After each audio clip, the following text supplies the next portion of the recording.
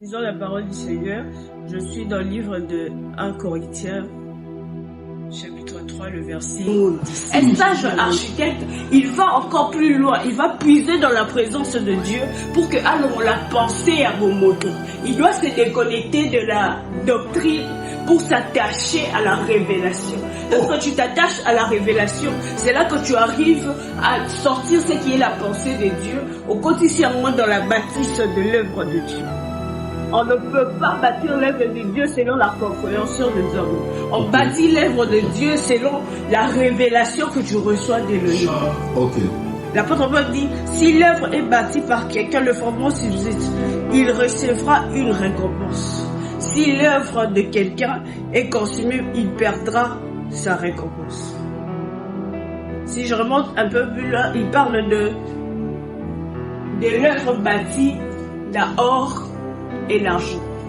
Et de l'autre côté, il parle du foin et du bois. L'œuvre bâtie d'or et l'argent, ce sont des œuvres qui sont bâties par la pensée pure qui vient de Dieu. Et les œuvres qui sont bâties par le bois et le foin, et ça va œuvre sale. C'est-à-dire, je suis en train de travailler dans l'œuvre de Dieu, mais je veux tirer ma gloire moi-même. Je suis en train de poser le fondement, mais je le fais pour que les gens voient ce que moi je suis en train de faire. Je ne pose pas le fondement comme l'Esprit de Dieu m'emmène, mais je pose le fondement pour que les gens sachent que c'est moi qui ai fait quelque chose. Et c'est lui qui travaille comme... Lorsque tu travailles pour le Seigneur trouve son intérêt dans ce que tu fais. Voilà pourquoi le verset 14 dit, tu recevras ta récompense. Si toi tu le fais parce que toi tu veux tirer gloire, tu veux être que les gens voient, que les hommes voient, la plupart des serviteurs de Dieu, lorsqu'ils sont en train de servir le Seigneur, ils se disent, que moi j'ai fait. En réalité, lorsqu'on sert le Seigneur, il ne faut pas et les gens doivent voir que le Seigneur a agi en toi.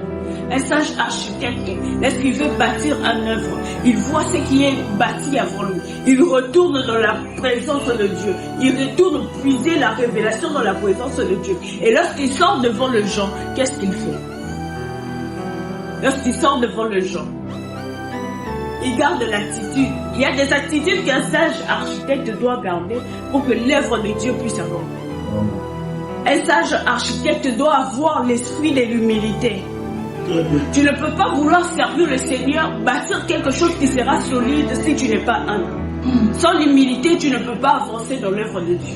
Sans l'humilité, tout ce que tu feras au monde dans le quoi, je l'ai fait de moi-même. Alors que si tu es humble, tu diras que c'est par la grâce de Dieu que j'ai pu faire ceci. Un sage architecte doit garder dans son esprit que lorsque la tempête viendra, lorsque les épreuves s'avanceront vers moi, lorsque les hommes seront en train de me presser vers quelque chose, lorsque je me sentirai limité quelque part, lorsque je serai en train de me dire non,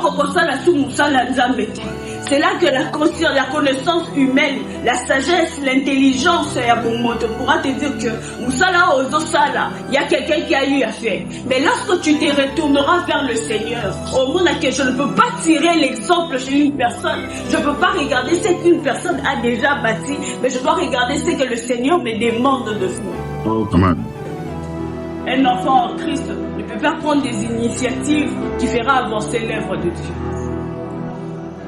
Un sage architecte doit comprendre que lorsqu'on est limité quelque part, comme je le disais, on doit toujours retourner vers l'Éternel. La révélation viendra de Dieu. Et ensemble, on avancera dans l'œuvre de Dieu. Ensemble, on avancera dans l'œuvre de Dieu.